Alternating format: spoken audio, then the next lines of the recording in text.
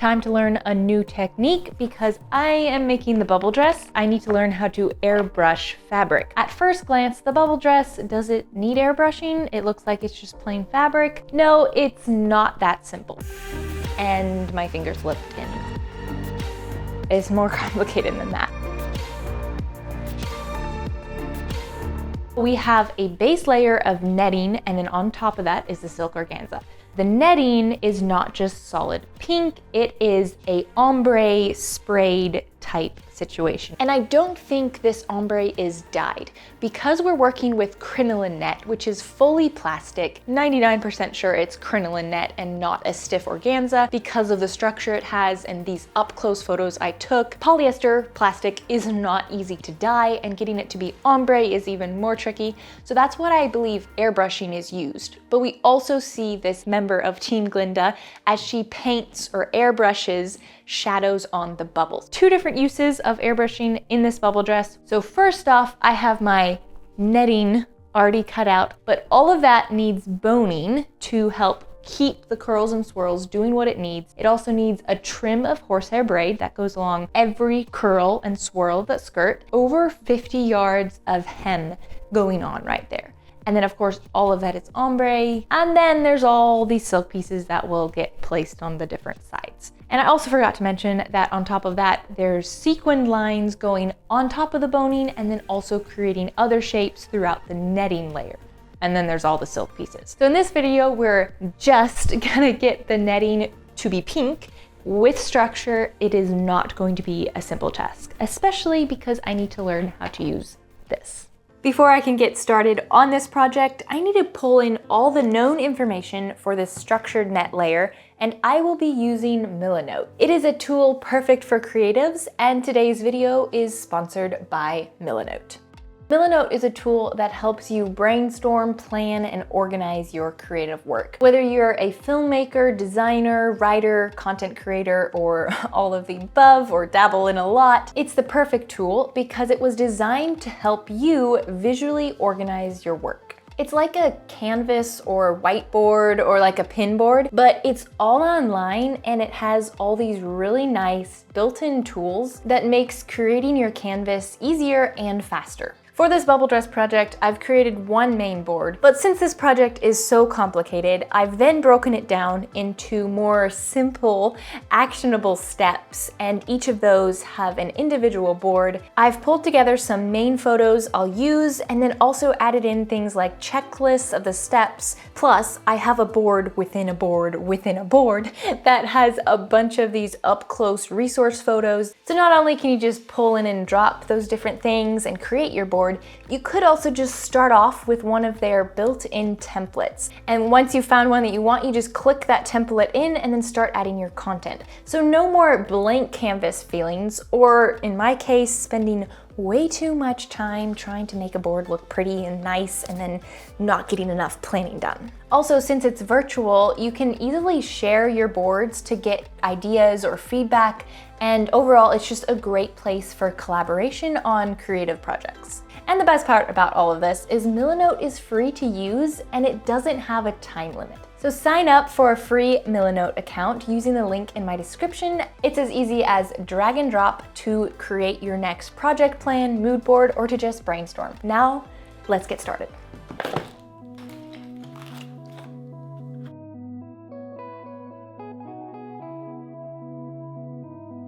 Several months ago, I purchased this paint, which is actually more of a dye. It's called Dynaflow, and I had thoughts of using it for this ombre painting. My plan is to use the darker pink for the edge and then this lighter pink for the rest of the net.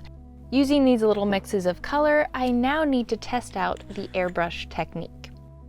After getting a taste for what's possible with this little tool, I am so excited to do this full scale.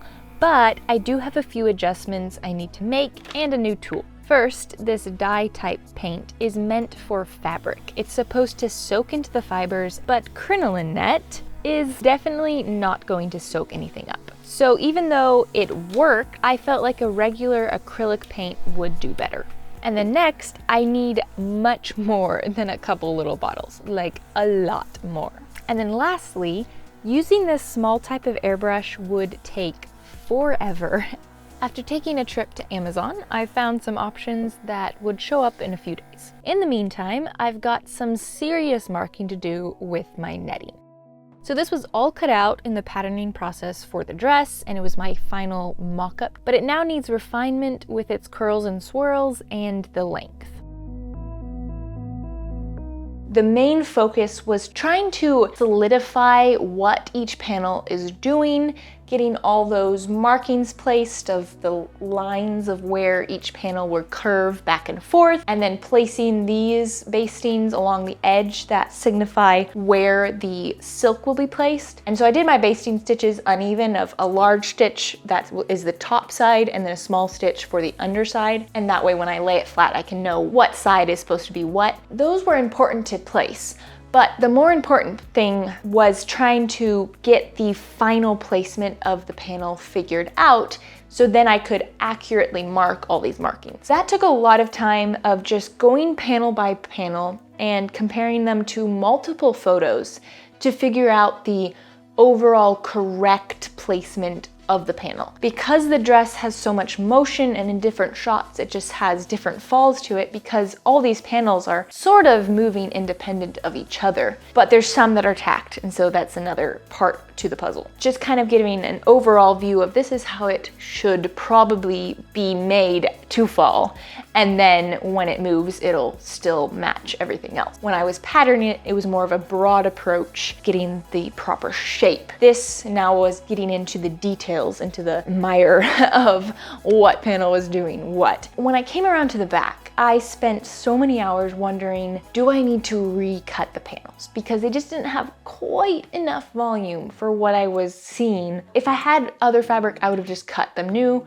with a little more volume than they have. But I'm out of fabric and it's quite expensive to get more of it as far as shipping, because shipping was like more than the price of the fabric. I decided against it overall. It took me hours of wrestling with myself and my perfectionism and practicality and everything to finally decide that. I think the main reason for my hesitation, I was mainly looking at this back photo, which is a promo photo. It definitely has more of a crisp look to all the different panels, and when you compare it to more on display, it just seemed like it was smaller, like how I made mine. I'm just gonna go based on the rest of the photos that I'm seeing, but I was also kind of able to rearrange it and remember that there's gonna be an extra about 2.5 to 3 inches along all these edges with the horsehair, and then the silk kind of overlaps it a little bit more than that. That will help it look a little bit broader than my current thing. Anyway, sometimes you just have to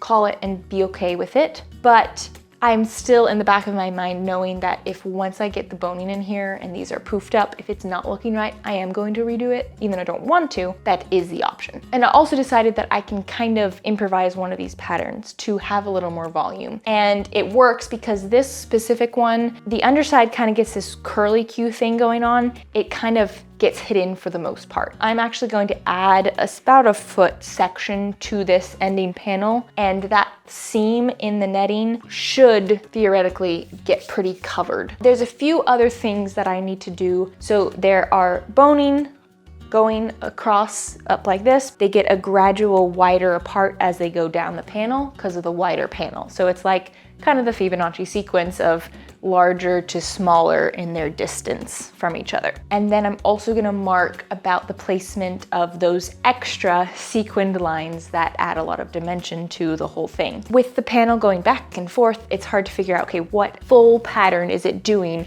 throughout the panel? I'm gonna just mark those placements of what I can see, and then I'm hoping that when I open that panel up flat, I'll be able to see that kind of pattern or curve that all those extra sequins are creating, and I'll be able to fill in the gaps of what's happening underneath. And my hope is that all that marking just simplifies the rest of the steps and just concretes everything into real size, real curls, and moving on to getting this thing to be pink, structured, sequined, and silk pieces finally figured out. This process took so long, it's not even funny. Because of this, I needed to move on to some other aspects, so I took some of the marked panels off to move forward on those, and in taking them off, I made sure to document everything to make sure I could get it back on correctly and easily.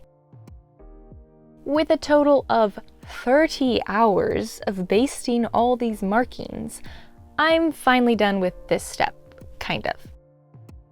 But the good news is, all of the markings that I've spent so much time figuring out and placing will all be on my final pattern that's available on my shop. Save all the adjusting and trying to figure out each panel and losing your mind, and purchase my version of Glinda's bubble dress pattern using the link in my description. Now that I've taken them all off, the next step is I need to seal all the edges, because this crinoline net definitely frays, and also even if it didn't fray, the edge is very catchy. It catches on pretty much everything. I was dragging around pieces on my pants and stuff. So I'm going to use Mr. Hot Knife. Maybe you remember when I introduced him. Back in Cinderella days, I tried to use this to seal all the edges of the flounces. It did not work, and it has since been in my to-sell pile for however many years, but I'm glad I held on to it because it works to seal all these edges. So I figured it was something like that. There's not a hem on the net. There is a piece of boning sewn directly on the edge of the netting. That edge needs to be sealed secure enough to not let all those boning stitches slide off. So we need to recut all the panel edges with Mr. Hot Knife.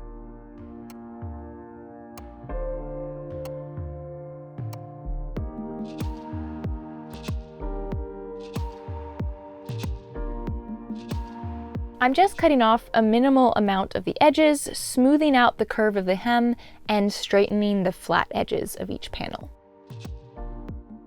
The next part, in another lengthy process, getting all these finalized markings onto my original paper pattern to preserve all the work. When getting the boning and extra sequin lines marked on the paper, I just made a few points and then looked at the overall perspective of the panel and created nice curves among them.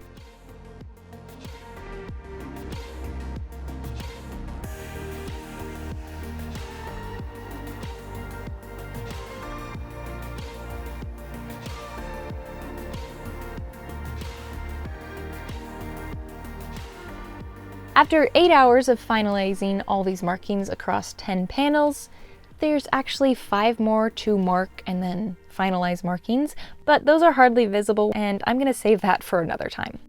And now the basting can be removed. This part took surprisingly long to remove all the basting, and it also happened to be the perfect job for my nieces to do when they were over. I didn't film them, but they did an excellent job.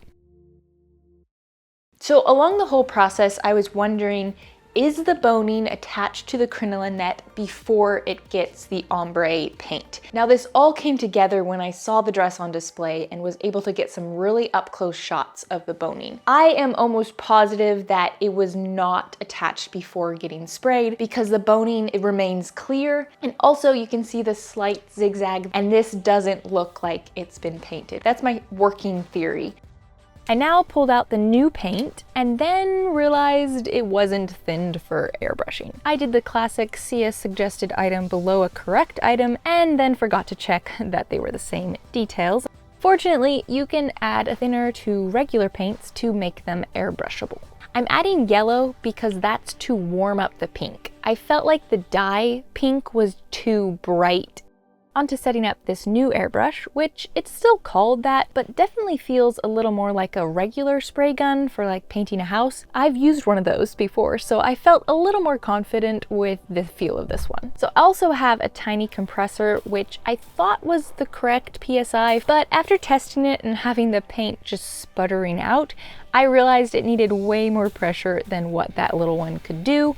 And what do you know, my dad has a portable air compressor that's the real deal and has adjustable pressure to get it in the right range. With that small tester, this is the finished result. It is looking pretty good. I want it a little less warm, which means just a little less yellow. But then this fabric that I have right now, I think overall this is a little bit too dark. It's a little bit too drastic. I feel like there's some panels that the lower portions are a little bit darker as far as maybe more like this. I feel like it's a ombre to the panels, but it's also ombre compared to where it's gonna fall on the skirt. It seems like the upper curls and such, that netting is more matching the silk. And then as the panel gets lower, it seems like the lower edges of those long panels are where you get more of the dark. Now I did put it next to my horsehair braid, which this one that I brought to the exhibit, and comparing it to the actual horsehair, like right next to it as close as possible, I do think this is a little bit light compared to what they used. And against that, that's definitely not what theirs look like. This, I'm going to give a quick coating just to slightly darken it. The final amount for the darker color is 4 parts magenta to 1 part yellow, and then an added 20% of the reducer or thinner.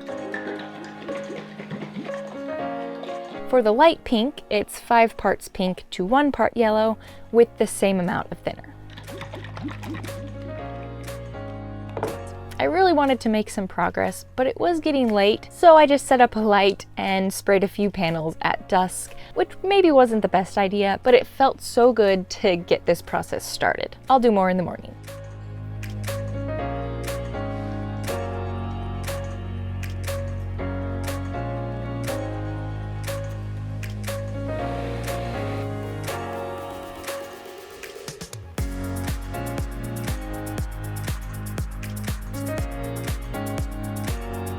The technique of spraying was starting with a closer spray at the very edge, lightening up at the top of the panel, and then doing a wider spray to gradually get it to none.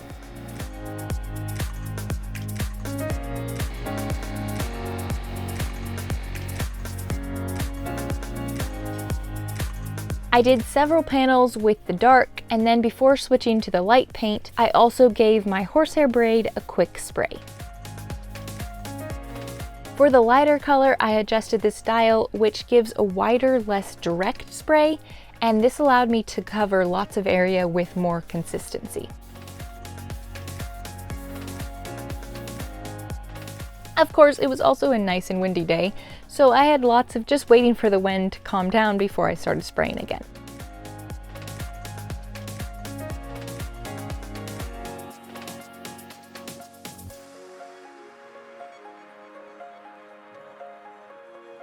But in the end, all 15 panels are painted. And there's still the bodice to do, but that can't be done until I completely finalize that pattern.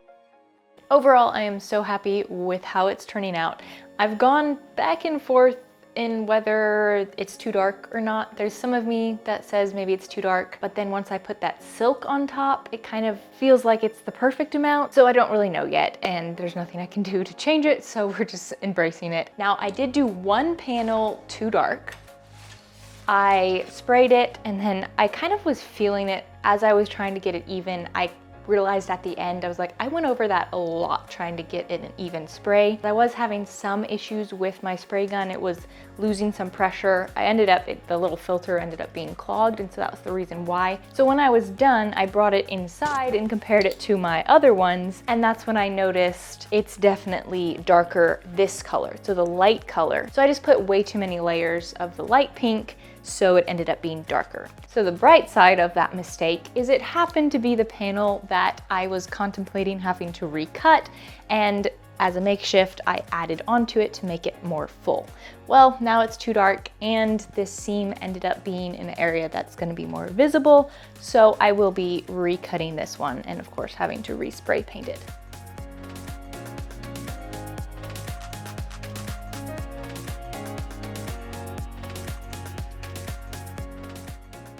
Now to get the real structure in here. For each panel, I just laid it on top of my paper pattern, and the lines are chalked. I love a sheer fabric, which allows for this type of marking transfer. Some panels have 5 rows of boning, some 2, and others in between those numbers. Pretty much every panel has a slightly different arrangement of the rows. Originally, I got a thin round boning, but in closer inspection of the dress, it actually appears to be a flat boning. Still very small, but thin and flat. And to save it from doing this as I use it, lesson learned. I'm slipping it around this bottle, which will help it pull off instead of just tangling on each other. I'm using my larger pin tuck foot, which allows the boning to fit right inside the middle groove and makes the sewing process so fast. For the thread, it's a clear plastic. The tension for this type of thread is hard to find a balance with, but once found, it securely attaches the boning with minimal sewing lines visible. It's just a zigzag stitch, just as wide as the boning. With the grooves of the foot keeping the boning in place, both hands are free to help feed and direct the netting around the curved row.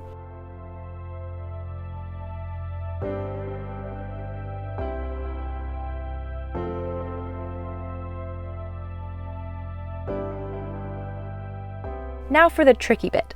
The whole hemline edge gets not only boning, but also the horsehair braid. This is sewn with the boning sandwiched between the net and the braid. The edge of the net is under the right side of the boning, and then the braid is on top with its edge on the left. So the zigzag stitch is going over 3 things: the netting, the boning, and the horsehair.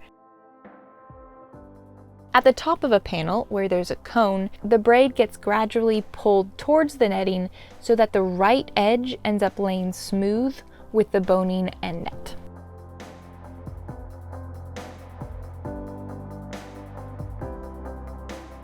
So late last night, as I was continuing on this process, I sewed my finger. I actually wasn't going that fast. I was slowing down and adjusting the braid to go in correctly, and my finger slipped and whoop, there was the needle in the down position through my finger, and so I just rolled it up. Fortunately, it just got the edge of my finger, so it wasn't so terrible. But the funniest part about this, the thread didn't even break. So after putting a band-aid on it, I just continued sewing like nothing had happened. So I have officially have skin in the game, and blood, sweat, and tears have thus been inaugurated on this project. I have sewn my finger one other time, and that was long ago when I was making my first Cinderella dress. I was sewing all the flounces very fast and my finger got caught. Kind of a similar situation. Maybe that's a good omen for the project. After getting that braid attached, it then needs to be ironed to keep it from looking like this. That outer edge of the braid needs to stretch to fit the curve, and ironing heats up that plastic, and then it can just be smoothed to fit around that curve.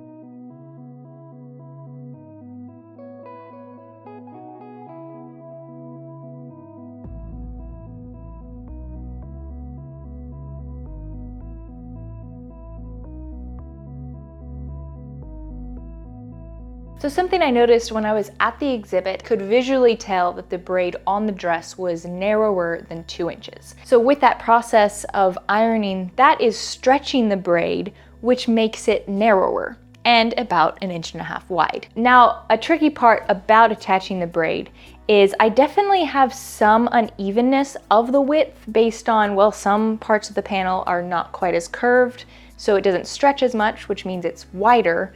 And then some are more curved, which means it's stretched tighter and it's smaller. So I have some unevenness going on around it, but I'm not worried about it too much because it's subtle enough because it's all covered with silk anyway. Around and around this process goes for all the panels.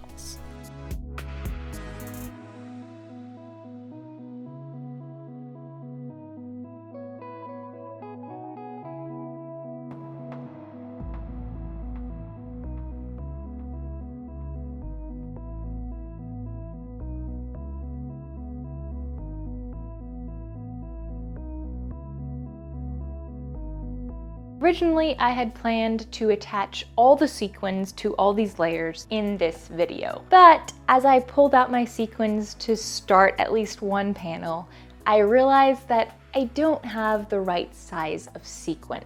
I think it's the sequin in between this. There is some variation of the size of this, but I have too much variation going on between the large and the small. I need to nix using the bigger ones here and just use that smaller one and then the middle size. After all that, I can't move on to doing this because I need to order all those. Also, it's gonna take a really long time to cover all the boning.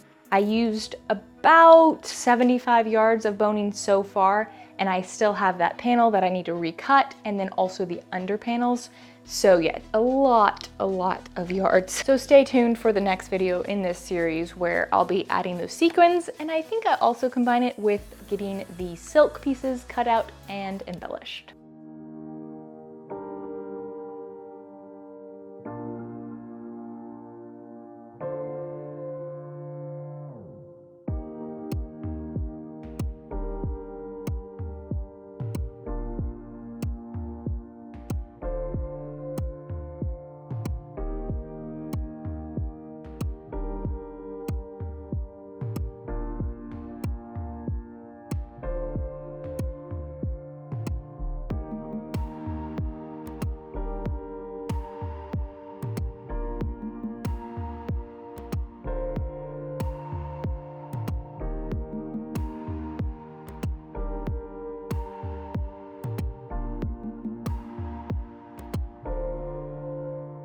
There we have it. It is now a net structured layer that isn't white and clear and hard to define what is doing what, and it is looking like the bubble dress. There's still a lot of work to do. All of this is gonna get covered up. So even as pretty as it looks as is, it now needs all the silk and all the embellishment. But stay tuned and subscribe to my channel to continue watching the process as this bubble dress turns into a replica. Thank you for watching this video, and next video about the bubble dress will be the skirt embellishment, at least the start of it, plus adding all the sequins to this, because that will add so much. As always, a huge thank you to my patrons, YouTube members, and Instagram subscribers for their continued support. As I've mentioned before, I have a collection on Patreon that is a one-time purchase and gets you access to all the bubble dress updates and early access to the videos, and it's just a one-time thing, no matter how long and many months it takes for this to be finished. Thank you for watching, and now go out there and